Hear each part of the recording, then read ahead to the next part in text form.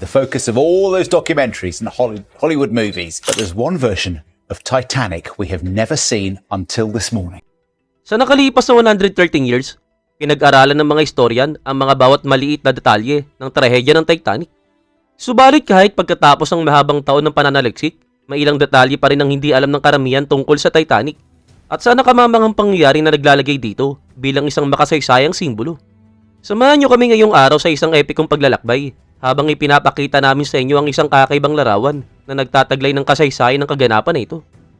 Dadalhin namin kayo sa isang masusing paglilibot sa mga pangyayari bago, habang at pagkatapos ng sakuna. At sa isang natatanging tuklas na hindi pa nakikita, ipapakita namin sa inyo ang laman ng isang lumang kamera na natagpuan sa kailaliman ng karagatan na naglalantad ng nakakatakot na mga larawan ng Titanic. You won't find skeletons. The bones actually dissolve into solution very rapidly at that depth. Pero bago natin simulan yan, kung bago ka pa lamang sa aming channel, huwag mo sana kalimutan na mag-subscribe para naman lagi kang updated sa mga ganitong uri ng video. Number 10. The Construction of the Titanic.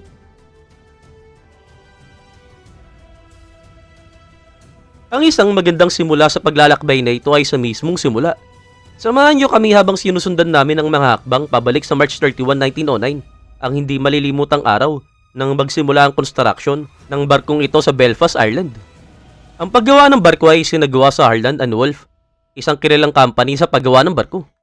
Pinagsama ng mga designer at engineer ng helms ang kanilang lahat ng kakayahan at imagination upang gawing isang iconic na simbolo ng maritime engineering ng Titanic. Ang RMS Titanic ay bahagi ng tatlong Olympic-class ocean liners kasama ang RMS Olympic at HMSS Britannic. Sa kasamaang palad, ang bawat barko sa klaseng ito ay nakaranas rin ng nakakatakot na trahedya. Bagamat ang paglubog ng Olympic ang pinakasikat, marahil dahil sa labis na hype mula sa simula ng construction, agad na sumikat ang Titanic bago pa man buuin ang lahat ng bahagi nito. Lahat ay sabik na sabik sa araw na unang lilisan ng titulong Ocean Titan sa dagat. Subalit ang hindi alam ng marami, ang unang paglalayag nito ay magiging huling paglayag na rin.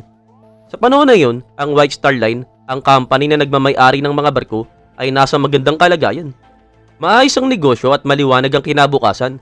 Walang nakakaalam sa nakakatakot na pangyayari na halos gumuho sa kumpanya.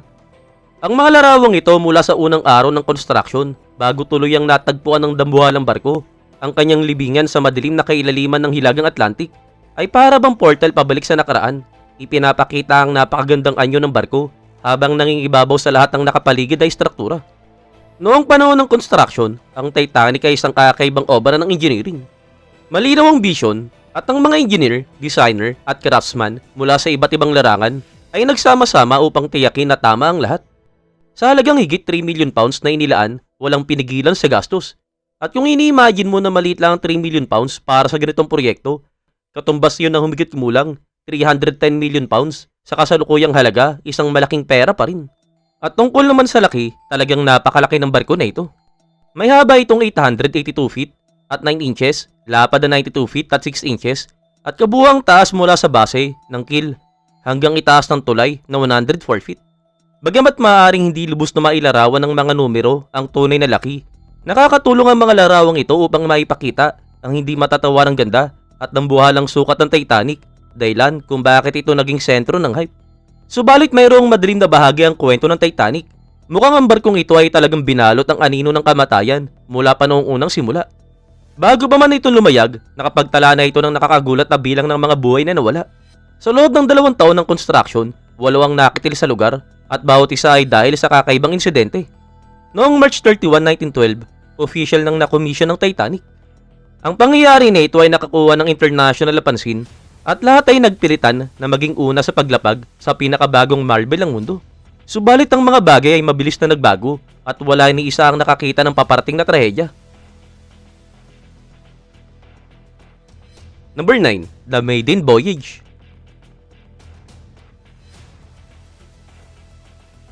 Sa loob ng 2 taon, buong mundo ang naghihintay sa araw na makumpleto ang construction ng Titanic at ang dambuhalang barko ng karagatan ay unang lilisanin ng pantalan. Noong April 10, 1912, sa harap ng humigit kumulang 100,000 katao, kabilang na ang mga manonood at journalist mula sa iba't ibang panig ng mundo, sinimulan ng unang paglalayag. Subalit hindi ito ang unang pagkakataon na nakita ang Titanic sa tubig. Bago pa man, noong April 2, 1912, naglakbay ang barko mula Belfast kung saan ito ay tinayo patungong Southampton. Ang maalamat na unang paglalayag ay nakatakdang dali ng libu-libong pasahero, kabilang ang ilan sa mga pinakamayayaman at pinakamaimpluwensyang tao noong panahon na yon mula sa Southampton, England patungo sa New York, USA. Isang kaganapan nito na nag-aakit ang pansin ng buong mundo at walang nakakaalam na magwawakas ito sa isang trahedya sa loob ng napakaikling panahon. Ang unang paglalayag ay dapat dumaan sa Cherbourg, France, patungong Queenstown, Ireland, bago makarating sa New York. Ang balikan naman ay mula New York patungong Plymouth, Cherbourg, at sa uli ay sa Southampton. Dagdag pa dito, alam mo ba noong inihahanda ang Titanic na lumayag, may nagaganap na welga sa carbon? Kaya ang carbon na gagamitin para paandarin ng barko ay kinolekta lamang mula sa ibang barko ng White Star Line Fleet. At kahit natapos na ang welga bago umalis ang barko, kulang ang oras para maipadala ang sapat na supply ng carbon. Ang certificate para sa pasahero ng barko ay nakatakda ng maximum na 3,547 na katao, kabilang na ang 905 na first class, 564 na second class, at 1,134 sa third class. Sa pamumuno ng dambuhalang barkong pandagat na ito ay 944 na opisyal at tripulante. Marami sa kanila ang kalaunan ay nag-alay ng buhay upang mas maraming pasahero ang makaligtas. Habang inihahanda ang Titanic na lumayag mula sa pantalan, naganap ang isang insidente na pwedeng humadlang sa paglayag at marahil nakaligtas ng maraming buhay. Nang hilahin ng barko mula sa stationary sa posisyon, napakalaking dami ng tubig ang inilipat na nagdudulot ng pag-alog sa SS New York, isang barkong nakadaking sa parehong pantalan. Ang SS New York ay nakakawala sa moorings at bagyang natumba patungo sa Titanic at libu-libong manonood ang napatigil sa pangamba. Sa kabutihang palad, naayos ang sitwasyon at tuloy-tuloy ang paglalayag ng Titanic. Pagkatapos ng trahedya, marami ang nag-isip marahil ang pagkaantala noon ay palatandaan mula sa universo, senyalis na may mapangarib na tubig na darating. Subalit marahil, hindi na natin malalaman kung ano ang maaaring nangyari kung hindi naalis ang Titanic sa pantalan sa araw na yun. Ang mga larawang ito mula sa unang paglayag ay nagbibigay sa atin ng sulyap sa sukat at kasikatan ng Titanic. At ibinabalik tayo sa mga sandaling naganap bago ang isang pinakasikat na trahedya sa kasaysayan ng pandagat. Subalit habang umaalis ang Titanic, marami sa mga tao sa barko ang hindi alam na may panganib na nagkukubli sa mga coal bunker. Number 8. Fire in the Hull.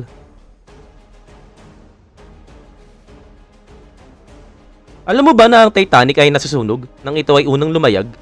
Kahit na napakahirap paniwalaan, ang dambuhalang barko ay nakikipaglaban sa matinding apoy na banta sa mga coal bunker sa loob ng 10 araw bago pa man ito lumisan.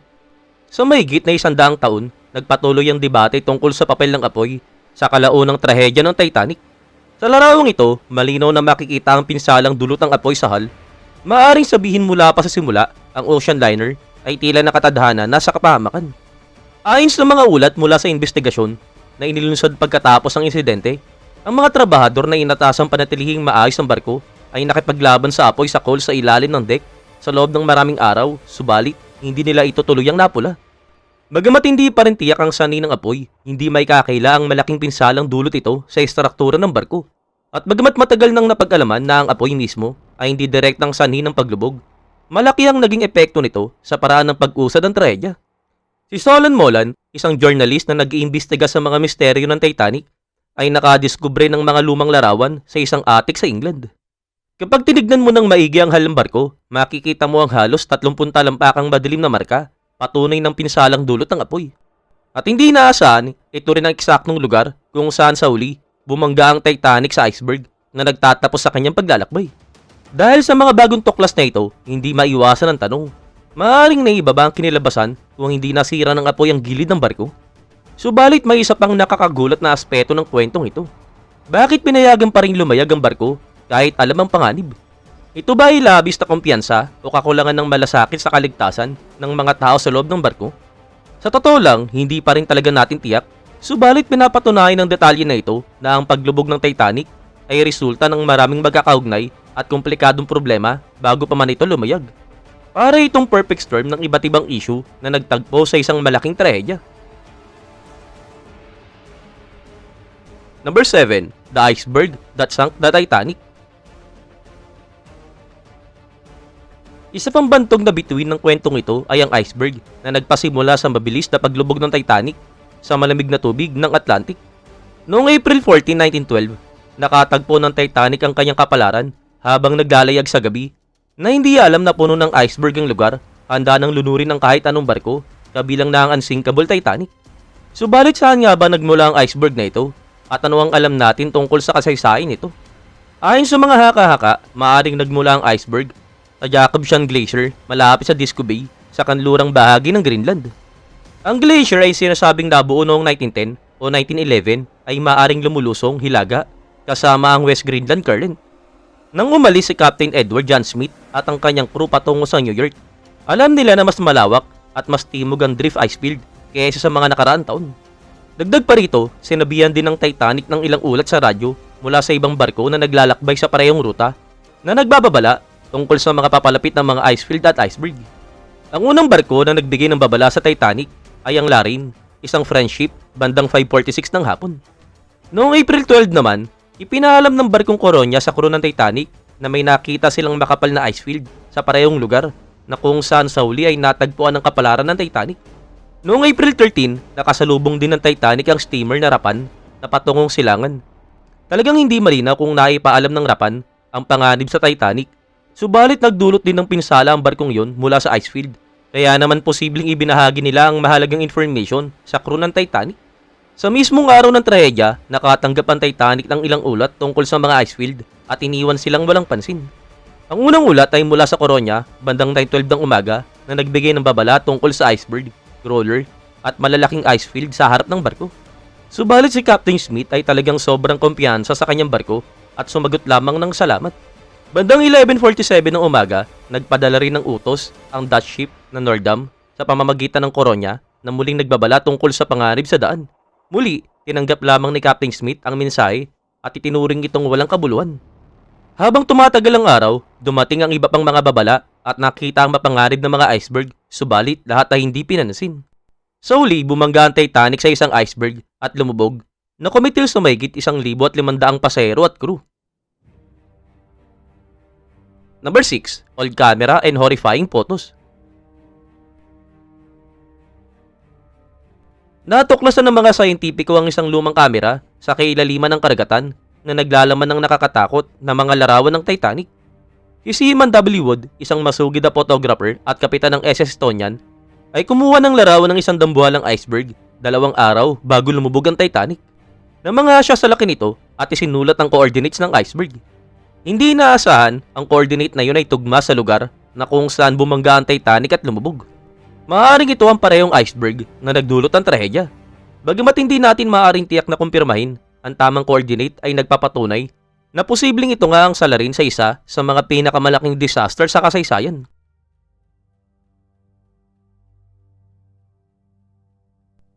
Number 5. Eyewitness account of the event.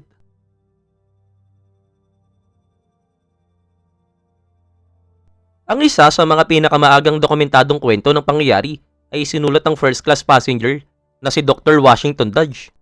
Ang liham na isinulat niya matapos makasakay sa Carpathia ay isa sa mga pinaka-vivid na testimony ng huling oras ng Titanic. Ang medyo magulong sulat kamay ni Dr. Dodge ay nagbigay sulyap sa kanyang kalagayan noong oras na yun. Si Dodge ay isang kilalang doktor, banker, politiko mula sa San Francisco. Sumakay siya sa Titanic mula Southampton kasama ang kanyang asawa na si Ruth at anak na si Washington Dodge Jr. Ayon sa kanyang testimonya, nagsimula ang problema bandang 11:40 ng gabi nang magising siya at ang kanyang asawa dahil sa banggaan ng barko sa iceberg. Agad siyang tumayo at pumunta sa deck upang alamin ang pinsala at tiyakin ang kaligtasan ng kanyang pamilya. Subalit salbihan siya na walang panganib kaya bumalik siya sa kama. Hindi siya nakapagpahinga at muling lumabas upang humingi ng information. At doon niya nalaman mula sa kanyang steward na inutos na isuot ng lahat ng life jacket.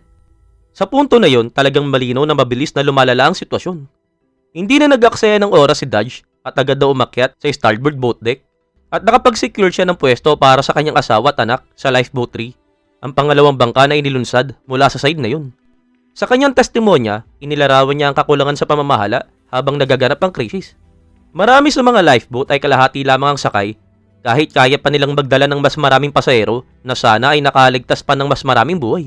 May mga patakaran na inuuna ang mga babae at bata bago ang sinumang lalaki na nagdulot ng higit pang mga unnecessary na casualties. Ito ay malinaw na patunay sa hindi maayos na pamamahala sa napakasamang krisis.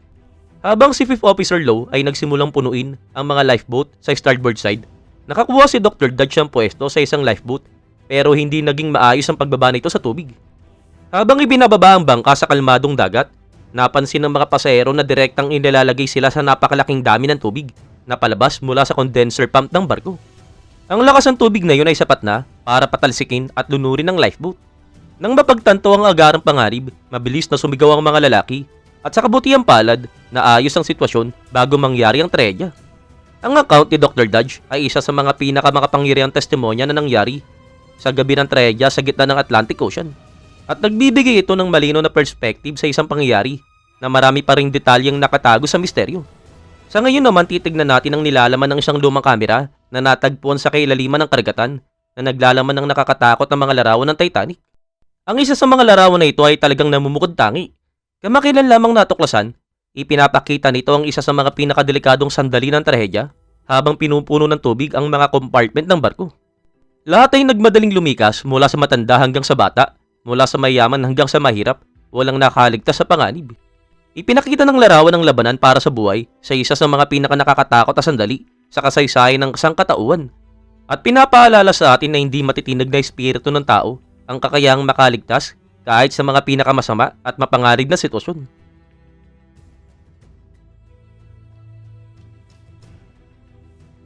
Number 4, The Lifeboat of the Titanic.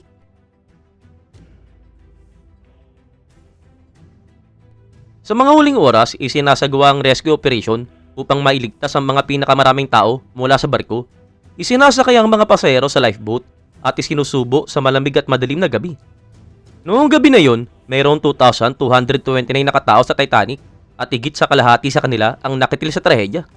Para sa isang barko na mayroong napakaraming pasahero, nakakagulat na ang Titanic ay mayroon lamang 20 lifeboat. At sa mga yon, 18 lamang ang ginamit at marami sa mga ito ay hindi pa puno sa capacity. Ito ay dahil sa takot na baka mabagsak ang bangka sa bigat at lalo pang magpalala sa sakuna. Ang isa pang nakakabahala ay ang hindi pagbalik ng maraming lifeboat upang iligtas ang mga pasaherong nasa tubig. Ayon mismo sa mga ulat, natakot ang mga opisyal na baka lumubog ang kanilang bangka o hilahin sila sa kailaliman dahil sa pressure ng paglubog ng barko. At dahil dito, talagang maraming pasahero ang nakitil sa nagyayelong dagat.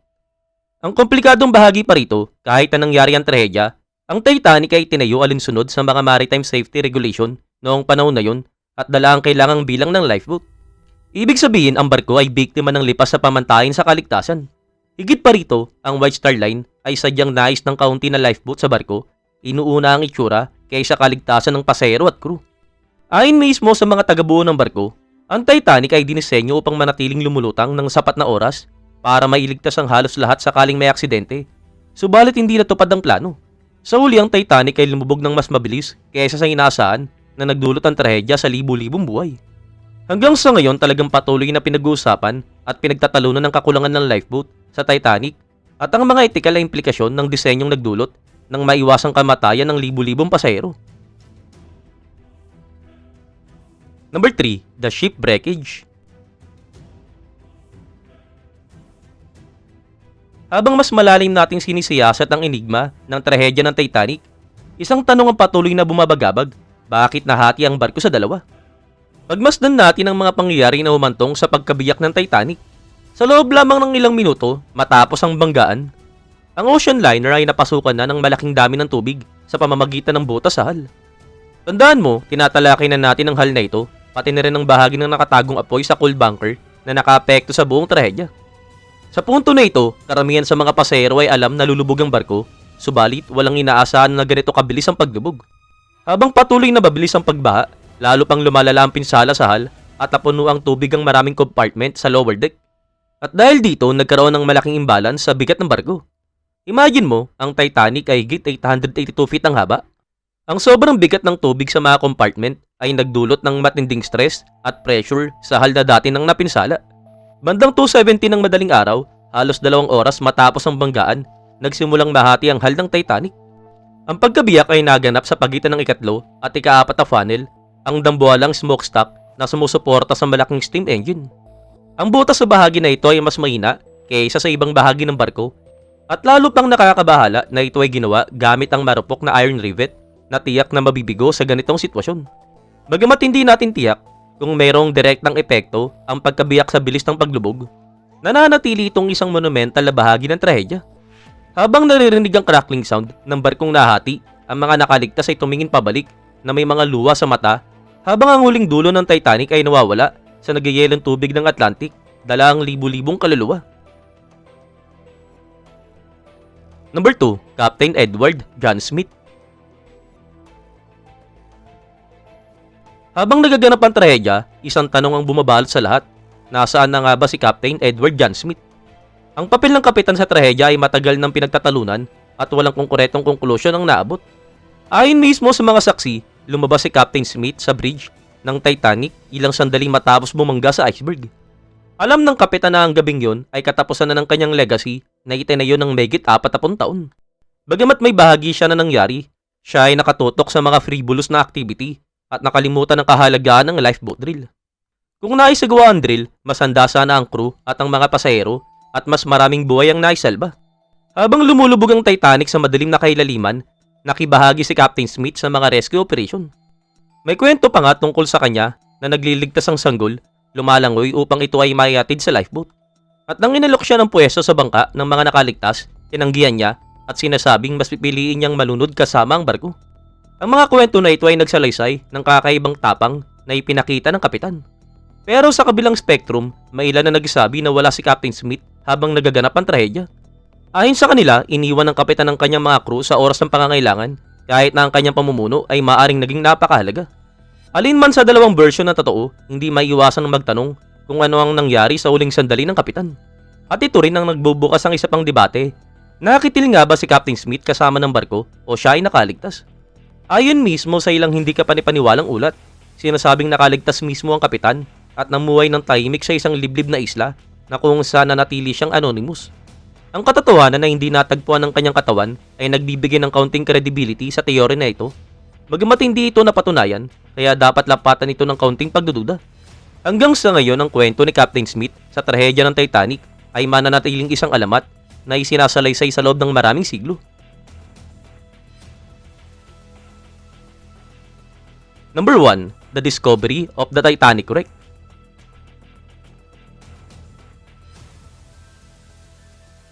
Ilang araw lamang matapos lumubog ang Titanic, nagsimula ng pag-usapan ng paghahanap sa barko.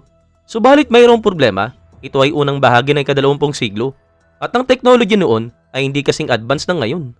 Bagamat may ilang simpleng pagtatangka, seryosong expedition ay hindi sinimulan hanggang sa ikalawang bahagi ng ika-20 siglo. Ang isa sa mga pinaka-notable ay sinagawa ni Robert Ballard noong August 1985 sa pangunguna ng American at French government.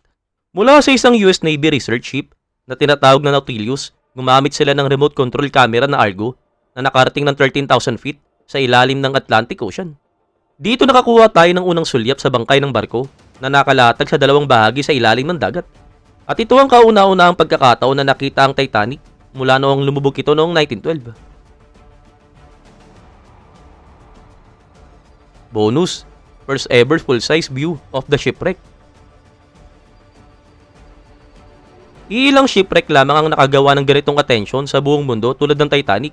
Kahit lampas 100 years na ang lumipas, patuloy pa rin itong pinag-uusapan. Kamakailan, isang deep sea mapping company ang naglabas ng kauna-unahang full-size digital scan ng Titanic na nagbibigay ng bagong perspective sa pinakasikat na shipwreck sa mundo.